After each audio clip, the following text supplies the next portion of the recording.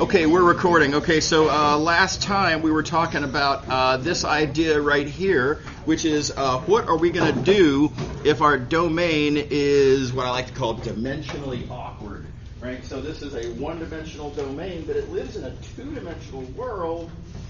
How do we deal with that, right? None of our previous Riemann sum, let me say that more casually, none of our previous integrals that we've defined really address this. So we define a new one. Right? And it's morally equivalent. It's the same basic idea. Chop it up, add it up. Right? The whole is the sum of the parts. And on each little piece, we talk about stuff per unit size times size. Every integral we've encountered so far has fit this kind of broad template. This is just what it looks like as applied to this specific circumstance.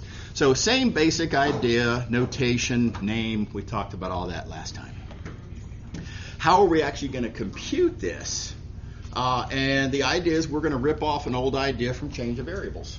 Remember change of variables? If you have an undesirable domain, you find a way to view it as being an image, and then you do a pullback, which is basically a matter of plugging in. You just have to, recognize that there is this idea of a stretching factor, namely this size and this size are going to be a little bit different. Right, the output's going to be a factor times the input in terms of how big it is.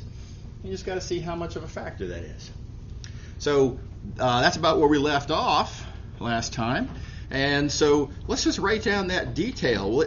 This is actually a really convenient situation. This output size, that little size ds, how big, how long is that little piece of curve? Well, and how does that relate to this size, dt? We have this pre-existing formula. It just says distance equals rate times time, right? ds represents a distance. Magnitude of the derivative of the parameterization is just speed. And dt represents a little piece of time. So distance equals speed times time. Old news. And how about that? Check it out. That's exactly what we multiply by dt to get ds. So our stretching factor is speed. Okay. And so that, let's see, let me get the highlighting back on board. ds is scalar factor times dt. And that means that we can rewrite ds as stretching factor times dt. And that's pretty much all there is to it. Very convenient. And again, the reason we got lucky and the reason everything just kind of fell into place is that we already had this idea of a parameterization. Right? But we didn't know that was going to be useful for this purpose, but it turns out it was. It was exactly what we needed. Yeah. Did you explain the speed thing more? Yeah, it's just distance is speed times time. It's an old physics idea. Is that cool? Yeah. All right. Okay, so before we get into an example, there is a little sticky point. This isn't really what this course is about, so I'm going to be very quick with this. The book goes into great detail about the following, and good for them. In an analysis course, it's very appropriate. That's just not what we're doing here. But let's recognize for a quick moment that this thing here very explicitly seems to depend on our parameterization. Our parameterization shows up in the formula. Wouldn't you at least be a little bit worried about the possibility that if you pick a different parameterization, well, that's going to change this integral? Maybe you get a different answer. That is a legit worry. So good news. Turns out it doesn't happen. Any parameterization of your curve will work just fine. And exactly why that is again, it's a bunch of analysis, and it's not what we need to worry about. Okay. All right. So let's see some examples. I'm going to do a bunch of examples all at the same time here, all pertaining to a certain wire, a bent piece of metal. following a curve parameterized like so. That's given for the statement of this question. And mass is distributed across that wire. Keep in mind it's a one-dimensional wire, so when they say mass is distributed across it, it's distributed across the length. So when I say density, I mean mass per unit length, right? As given by this formula. And we want to compute all of these different things. We want to compute the mass of the wire. We want to compute the location of the center of mass of that same wire. We want to compute the moment of inertia of that wire, let's say around the x-axis. Okay, so a bunch of different computations there. And we know we're going to be using a stretching factor, so let's compute that first. And let's recall how we compute stretching factors. We compute stretching factors from the parameterization. You take the derivative to get the velocity, and then you compute the magnitude to get the stretching factor. Right, that's the formula that we talked about on the previous page. So there you go. Easy to take the derivative, easy to take the magnitude. There's your formula. I'm a little unhappy about the fact that there's a square root there because I don't like it when there's square roots in the integrand, right? That really makes the integrals annoying. But oh well, yeah. Is there an explanation as to why, the stretching factor is computed this way? Oh well, yeah. It's just this right here that we're interested in what I have to multiply by dt to get ds, and so what do you multiply by time to get distance? Yeah, it's speed. Oh, okay. Yeah, that's all. Thank you. Yeah. Okay. So let's go ahead and compute then. Let's start with the mass example. I always like to start with this. This is my little doff of the cap to the fact that mass is an accumulating quantity. All this says is the whole is the sum of the parts. Right? I don't know, it's a little ritual for me. And then it's also an easy little stepping stone then, because if I want to know what my integrand is, well, look, all that right there says is mass is density times size. Or in this case, to be more specific, mass is mass per unit length times length. And then it's kind of a matter of plugging in at this point. There's our formula from the previous page for how to compute ds. It's speed times dt. Notice I've already computed the speed. So I can put that right there. All right, just plug it in. And it's basically done at this point. I mean, I guess a couple more plug-in things. Now, again, we were given this formula right here. Density was x plus y, given in the statement of the question. The tricky part that a lot of students kind of forget, and I like to always make a big deal out of it just because. Let's see. Oh, and I should do that. We can get a little bit more on the screen. Here we go. What am I going to do about this x right here? How do I rewrite x? Don't forget the matter of plugging in and turning output variables and rewriting them in terms of input variables comes from the parameterization itself. So we were explicitly given x. It's the first coordinate of the parameterization, and so x is literally t, and likewise y is literally t squared. So the parameterization itself, just like a change of variables function, it's playing morally the equivalent role to a change of variables function, tells you how to substitute. Yeah? So that means that those line integral or single integral? It's a single variable. Yeah, I call it a different kind of an integral because it's defined with a different kind of a Riemann sum, right? But when it comes down to actually the plug and chug computing, yeah, it's a single variable integral. Okay. Yep. Right. Okay. So that's one of these four examples. Let me do one more. I'm going to encourage y'all to look at the other two on your own. This is just mostly plug and chug, and what you're going to notice is how they're all kind of the same. And that's going to be the purpose of my talking about this second one here. I'm going to talk through how to compute that moment of inertia. And, well, again, we have a pat starting point. Moment of inertia is always an integral r squared dm. Make sure to memorize that. Beautiful thing about that is this applies no matter what the nature of your domain is. Just adapt the integral appropriate to the dimension of your domain. And R, always, so you can always call that thing R. You just have to remember what it represents. It represents distance to the axis of rotation. And again, appropriate to the circumstance. You got to tailor it to the question at hand. But that said, it remains just like above. Mass is density times size. Size is stretching factor times dt.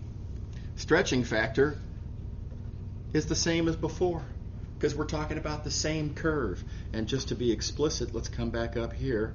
Whoops, too far.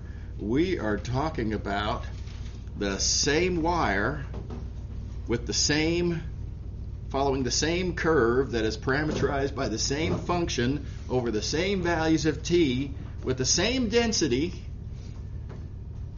Same curve means it's got the same derivative and therefore the same stretching factor. Oh, that's the same. Exactly the same. Right? And so, again, x prime, we already know, is that. And then again, it's just a matter of, plugging in. X is t. Let's see here. Y is t squared. Y turned out to be our r. It, again, is t squared. And it's just now, again, a matter of plugging and chugging the integral. Yeah? Why do we know that? How do we know the y's are? I'm going to refer you back to the section 5.6. It's just the specifics of how, what is the distance to the axis of rotation, and you just got to draw the picture and think about the geometry there. Yeah, the purpose of this example is to talk about how we're computing the line integral, and so I'm going to refer you back, or you can ask me after class if you like. Okay. All right. Okay, another example. We've got a fence. It is going around a piece of property that whose boundary is the unit circle. Let me see if I can get all this on the screen. There we go. So sitting on the unit circle, and we make a fence, and on that unit circle, the fence is going to be something like this, and you can imagine this as being a bunch of pickets, if you like. Okay. Let's see here. So we want to compute the area of the fence, which, by the way, is pretty natural. Maybe I want to paint it, stain it, something like that. Maybe I need to figure out how much wood I'm going to have to buy to build this fence. And by the way, wood is pretty expensive, especially these days. It went up dramatically in the last few years. So lots of reasons we might want to compute the area. What's going to make this problem weird is that the height of the fence, let's see here, here we go, height of the fence is not only not a constant, but it depends on position. Now let's talk about this. What a weird choice. I mean, how often do you see fences that don't have a constant height, right? Admittedly strange, but you could imagine maybe you've got a, your house is on a certain side of the yard and you want shade. But elsewhere, on the other side of your yard, you got a vegetable garden, you don't want shade. And then maybe elsewhere, you got a nosy neighbor over there, you want a high fence to, get away from prying eyes, right? Various different reasons, and so let's just say this is what it ends up being. How do we compute the area? Okay, so the argument we're going to make, this is a question tailor-made for a line integral, because the first argument I'm going to make is area has the feature that the whole is the sum of the parts. Geometric appeal.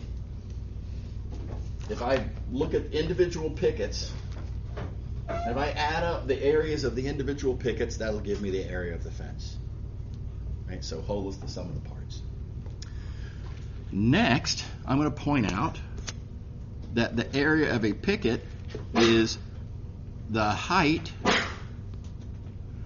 times, let's see here, I need a better color. I'll use orange. Times the width. In other words, the length of that little piece of the curve that particular picket is sitting on top of.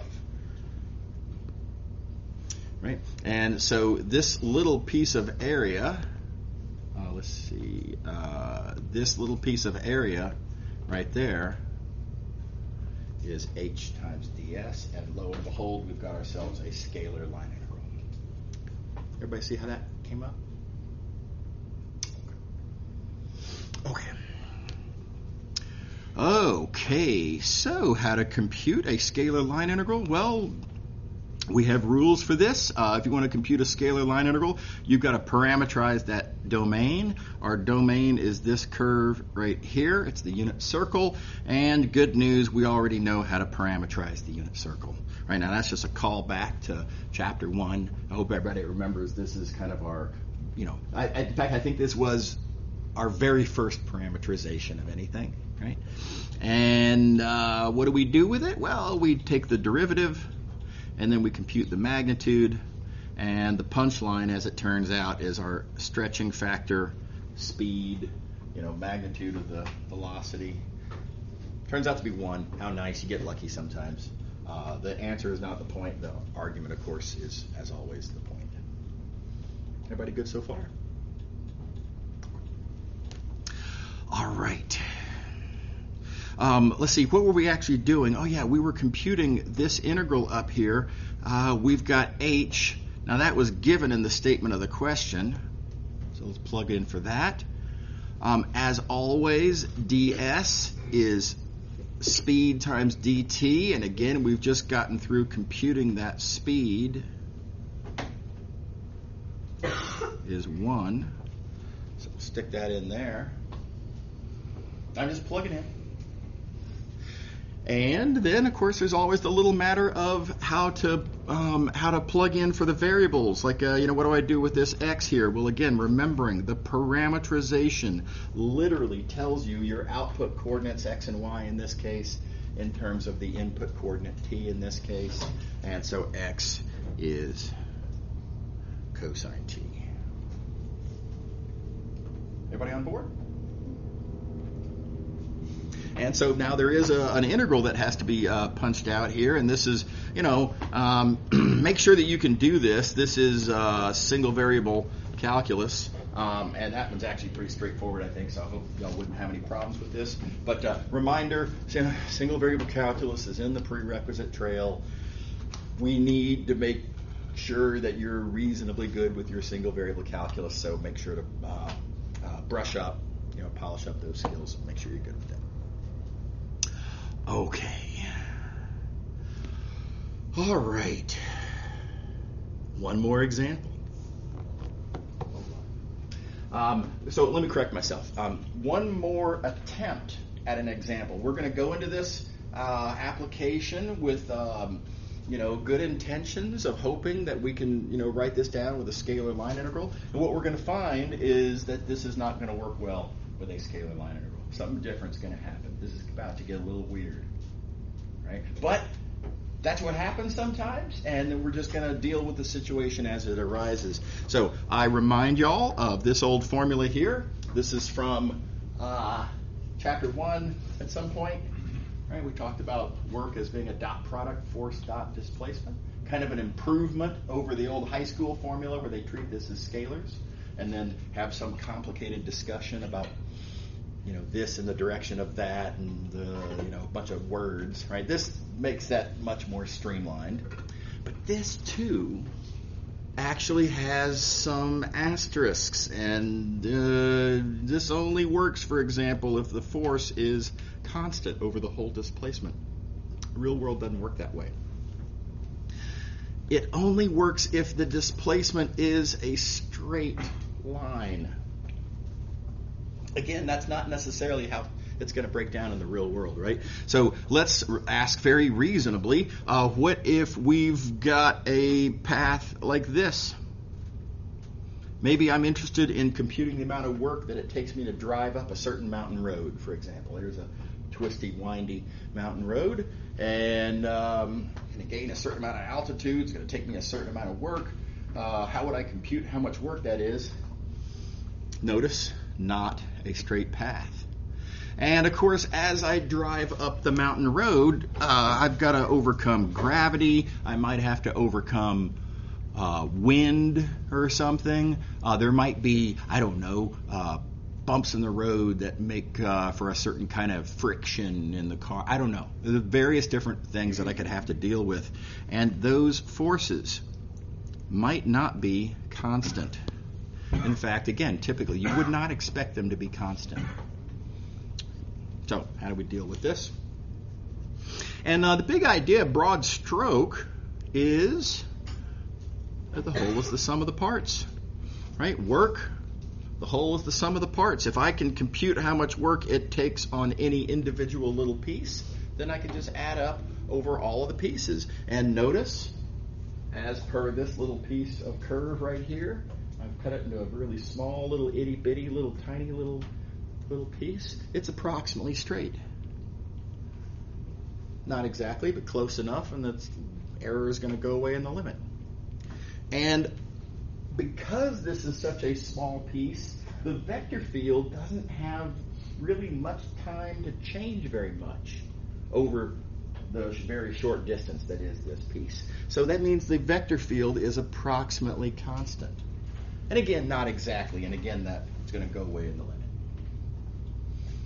So on that little piece, it's basically an easy problem, and then we add up over all the pieces. Does that seem like a reasonable approach? You can almost kind of see the scalar line integral kind of seemingly starting to develop.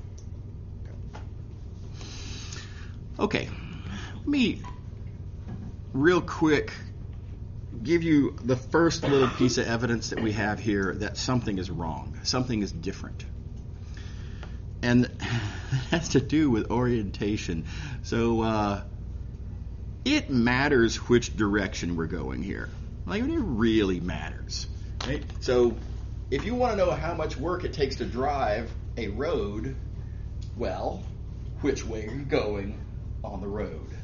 Right? And I like to think about, driving up Pikes Peak. I don't know if y'all have ever had the opportunity. It's a heck of a drive. I encourage it, recommend if you have a chance. But it takes a lot more energy to go uphill than it takes to go downhill. Right? In fact, I don't know how much y'all are aware of this. You're probably more aware than I am, some of you anyway. Do y'all know what electronic braking is? So hybrids and electrics and stuff like that, they have some smarts built into the wheels where, roughly speaking, the energy of the wheels moving can be used to recharge the battery at the expense of making the wheels turn slower. Well, if you are trying to brake, like as you're going downhill, you want the wheels to go slower. So as you go downhill, you literally recharge your battery on the way.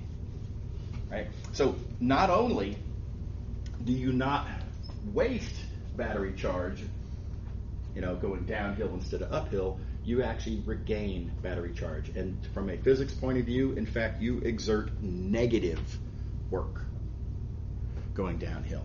Okay, so back to the orientation question. Yeah, it really matters which way you're going, because one way it's positive work, the other way it's negative work. And I'm going to point out this is our very first time seeing this issue. Having an application where the direction that you go matters. Just for fun, for comparison, do I have to use more paint if I paint in a clockwise fashion as opposed to a counterclockwise fashion? No, nonsense. It's the same amount of paint whichever way you go. Paint whichever order you like. It makes no difference. Right? Do I use negative paint if I paint in the correct order? No, of course not. Right? No such thing. Right? And likewise, no such thing as negative mass if you add it up in the opposite direction, the whole thing. That's all silly talk. Right? But there is negative work. So something is different about this application, and we're gonna see more in just a moment. Okay, so let's proceed. We've previously discussed, we're going to look one little piece at a time. On each little piece, the idea is that, that there is a displacement, dx, along that piece. We talked about dx back in chapter 3, if I remember correctly, 3.2, I believe. And then as I move along that piece, there is a certain amount of force being exerted, right? And the amount of work that I exert is the force that I push with dot the displacement over which I push. And that gives me the amount of work that I compute, that I exert on that little piece. Everybody buy it?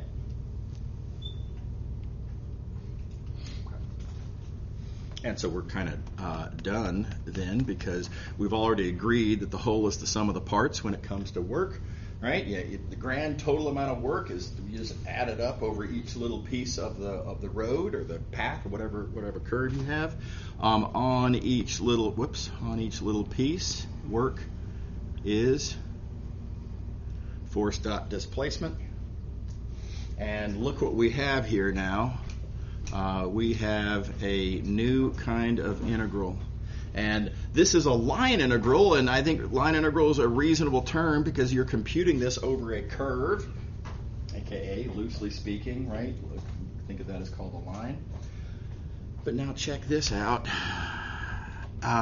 We have a vector differential. That's a first for us. We've never seen a vector differential on an integral before, right? And likewise, we have a vector integrand too. And I guess technically that's not quite a first, but certainly of this sort, that's kind of a first. So totally different kind of an integral. Thus, I think it's appropriate to give it a totally different name. We make that distinction by calling this a vector line integral. You may recall when we were talking about scalar line integrals, I made a kind of a hand-waving, vague reference to there will be another kind of line integral, and here it is. And it's arisen naturally, right? I mean, I didn't do this on purpose. I was just trying to add up work. We're just trying to accumulate how much work it takes total to drive up the road to Pikes Peak, and we get this new mathematical construction. Everybody happy? Okay. All right, here's a little piece of good news. All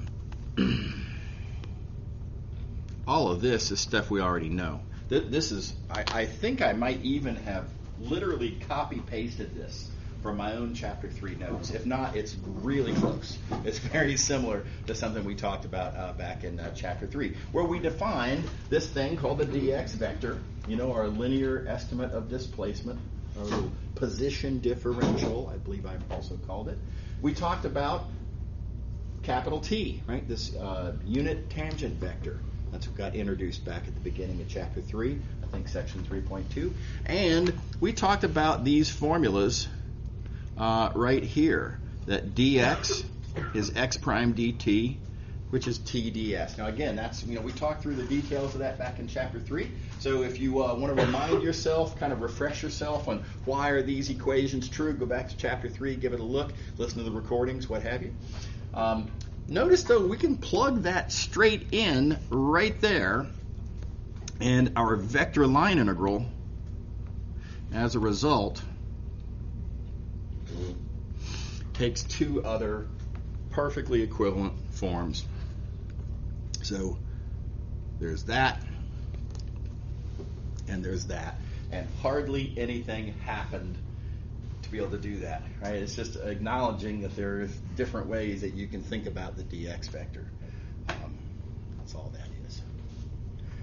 Okay. All right, so now let's talk about these different forms real quick, and what purpose do these serve, etc. This one right here, I think, has a really obvious and nice purpose, and that is, this is a single variable integral. This is an integral literally on the t-axis, right? T goes from A to B, and so this is an integral,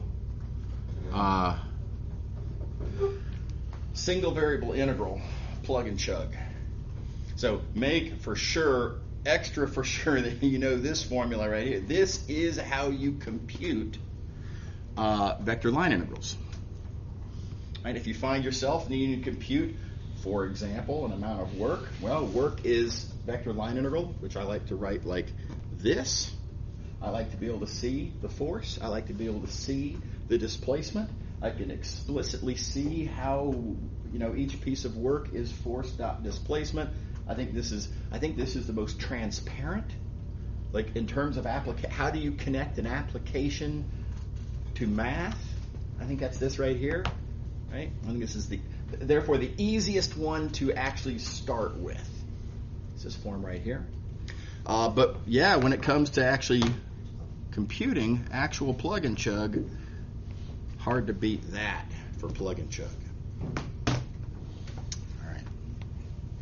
Now this is another commonly used form to write vector line integrals. It is, of course, perfectly fine. It is the same thing as that. That said, I don't like it really.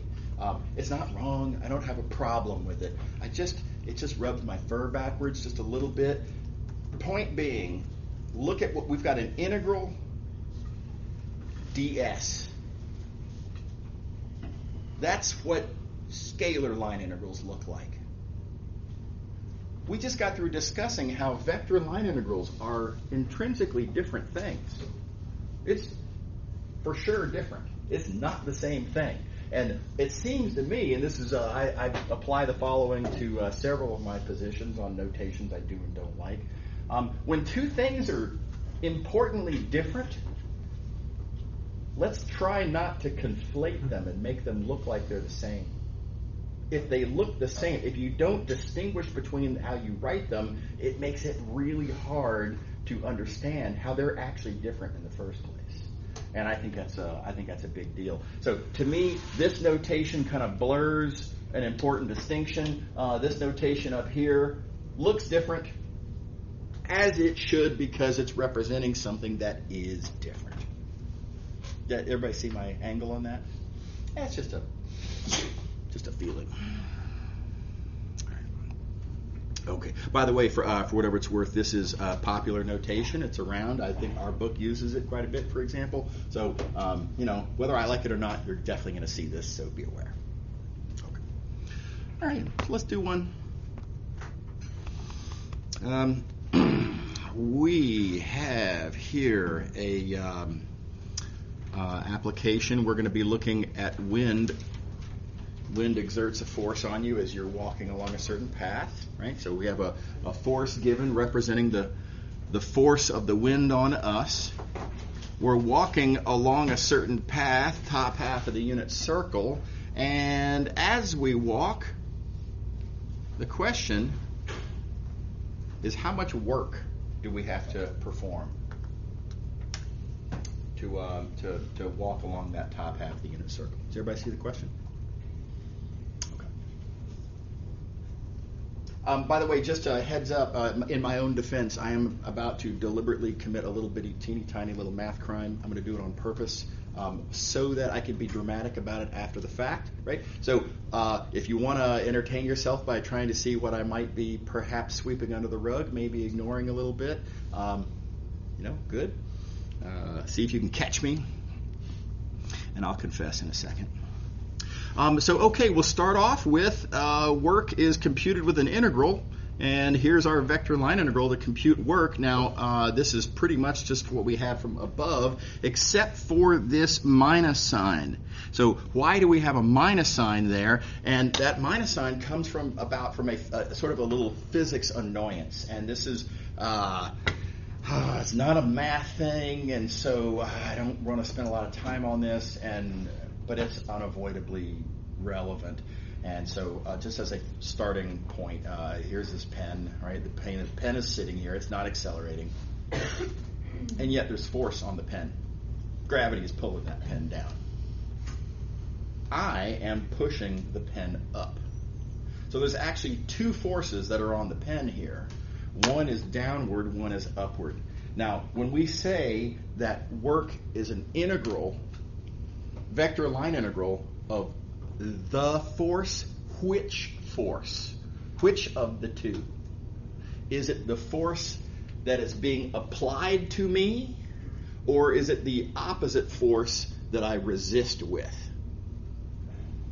Right? And the difference between them is a minus sign there, right? They clearly add up to 0 because the pen is not accelerating, right? And so, which is it? And my take on this is that you just have to think it through every single time and understand what you've been given, understand what you need, and then just understand whether you were given what you need or whether you were given the opposite of what you need. So in this case, notice the phrasing is very important here. It says that the wind is exerting this force on you. That's what the wind is doing, right?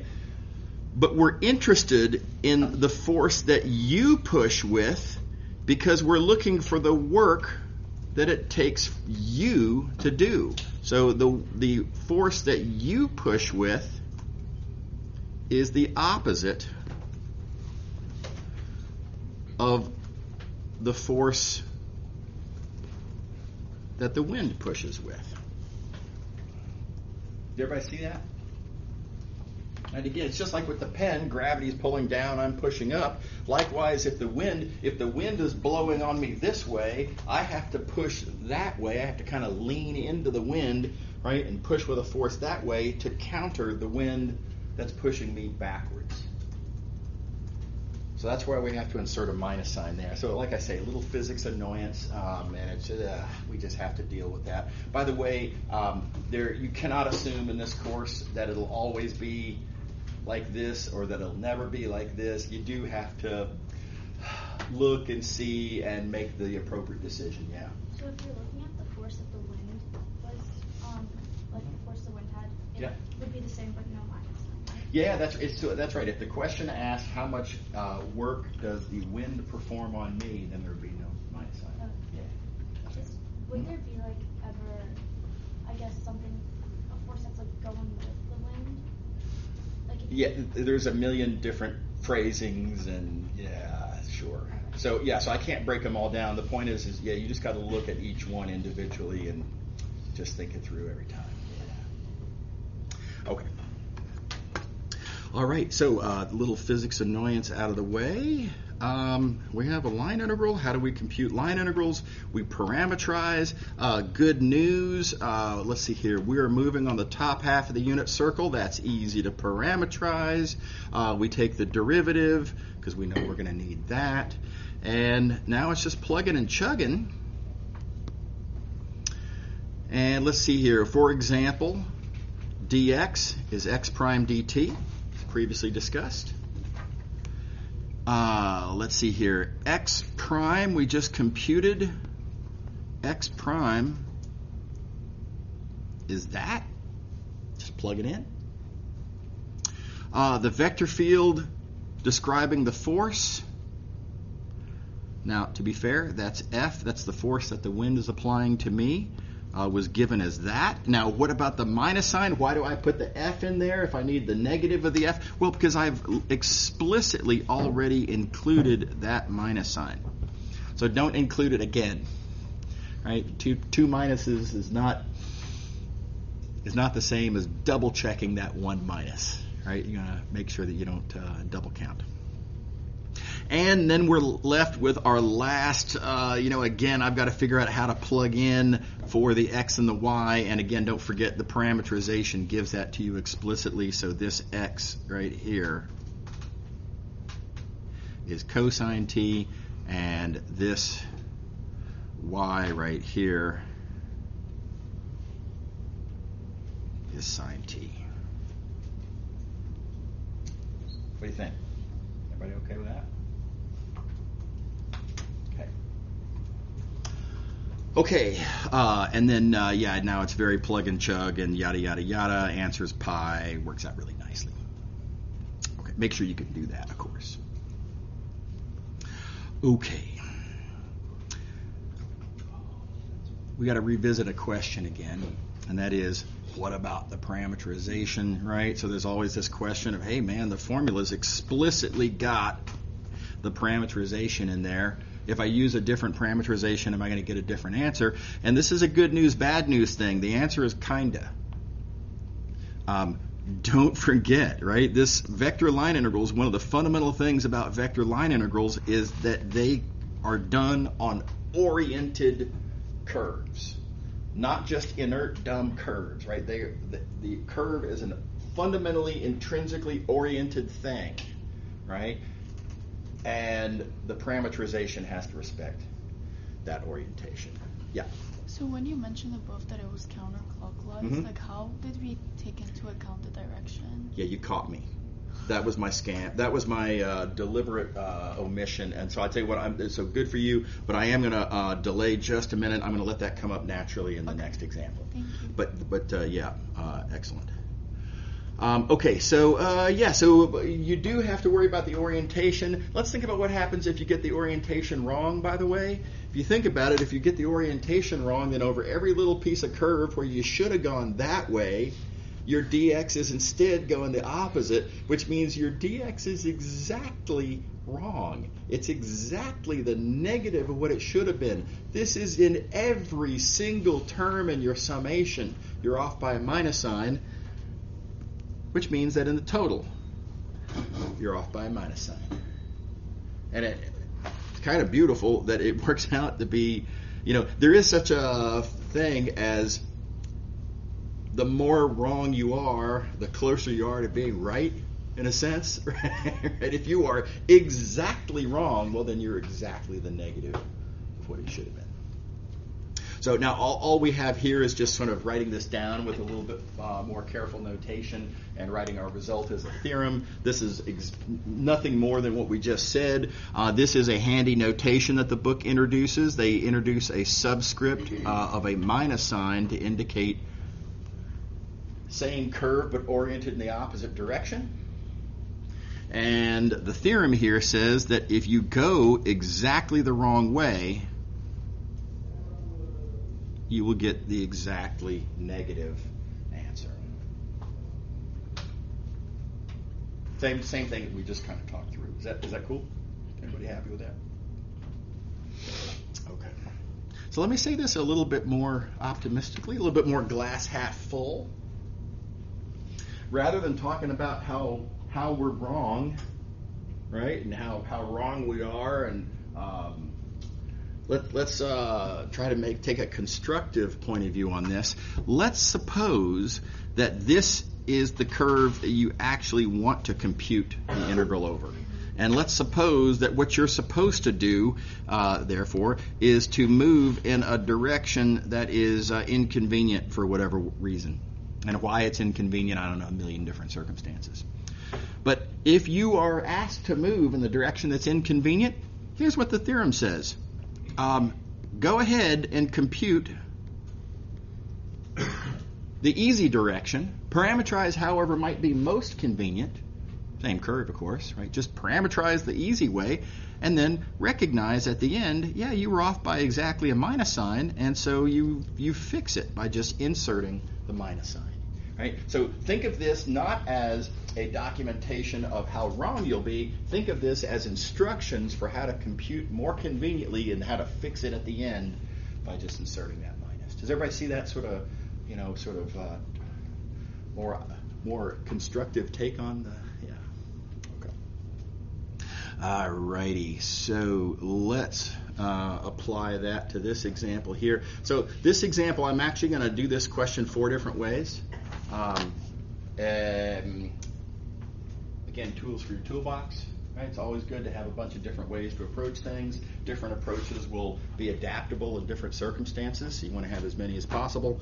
What we're going to do here is say, let's look at the exact same top half of the unit circle that we looked at in our previous example, but this time, what if we're walking clockwise? And here's where I fess up, per your question. Wait a second. We didn't even think about that in our last example, right? So, okay, problem, right? I totally just wrote down a parameterization because this was convenient. It said unit circle. I wrote this down, brain off, right? I just remembered, oh, yeah, unit circle, yeah, boom, you write this down. You can't do that. Right? your job when you are trying to solve one of these problems, compute one of these integrals, is to think about what's important in the question. We're computing a vector line integral that depends on the orientation. We need to consciously, actively consider the given orientation, right? This counterclockwise is what makes this an oriented curve. That's what makes the question well posed, right? If somebody just said, how much effort does it take to walk along the top half of the unit circle? Which direction are you going? It really matters. You've got to get that specified. So we need to worry about, did I parameterize this the correct direction, or did I blow it? Did everybody see my concern there? So there's a couple different ways that you can see this. Good news, we parameterized correctly. So how to see that, though? Let's draw our thing. Here is our top half of the unit circle, about like this. And let's see here. I wrote down this parameterization right there. If you'd like, one thing you can do is just start plugging in points. Plug in t equals 0. That'll put you there. Ask yourself what happens as t starts to increase. Well, it kind of does like that, and in particular, therefore, it's moving counterclockwise as it's supposed to be. So, that's one way to come at it. Here's a different way to come at it. I had to compute this derivative anyway. Let's explicitly document what that velocity looks like on this curve. And in particular, if I plug in t equals 0, t equals 0 puts me at that point, and t equals 0 makes my velocity vector that. And notice, when I'm at this point and moving with that velocity, I am very literally going in the direction that's counterclockwise. Is that cool? All right. Okay, so that's what we should have done first time through on this example. Again, I like to be dramatic about that just to make sure that students kind of remember every time you do a vector line integral, you've got to think about your orientation. And by the way, let me address another point. Y'all remember when we were talking about implicit differentiation, and I pointed out that minus sign is super important, and make sure you get that minus sign correct, because that's not just a trivial sign error. That means something significant to the course. It means something meaningful. Same thing here, right? If you parameterize the wrong way, you're just off by a minus sign. It's not a trivial sign error. It's having ignored a very intellectually significant, meaningful part of the question. And so it's significant points. Orientations are usually, like on a 20-point question, it's not rare for the orientation to be like maybe 4 points. Depending on the situation, maybe 5. It's a big deal. It's again important to what the question fundamentally is. It's not just a trivial sign error. Did I see a hand somewhere? Maybe not. Oh yeah, okay. I was just gonna ask, if it was clockwise, would it just be a negative? So yeah, good question. So that's getting into this example here. And so let me just point out, so another good question, and another I'm going to delay it'll show up naturally. There's a couple different ways that you can parameterize this curve. How do we make it go clockwise? One thing is to notice that if you want to go clockwise, then this is what t does right there. T starts at 0 here, and as time increases, as I'm going clockwise, this angle t is increasing in that direction. And if that's the case, then this angle, which you might call the polar theta, is pi minus t, and knowing theta allows you to write position, let's see here, our position x comma y is cosine theta sine theta, which simplifies then to that. So that's one nice way to think about it. The other nice way to think about it, I'll be quick, is we already know how to parameterize this path going counterclockwise. We want to parameterize this path going clockwise, and the way we're going to do that is acknowledge that the one is a reflection of the other. Right? So I can get the blue I can get the blue parameterization by reflecting the green parameterization, which I already had, and again, we get the same answer right there. Okay, that's a good place to draw the line. We'll pick up here next time. See y'all later. Don't forget about attendance. Yeah, sure.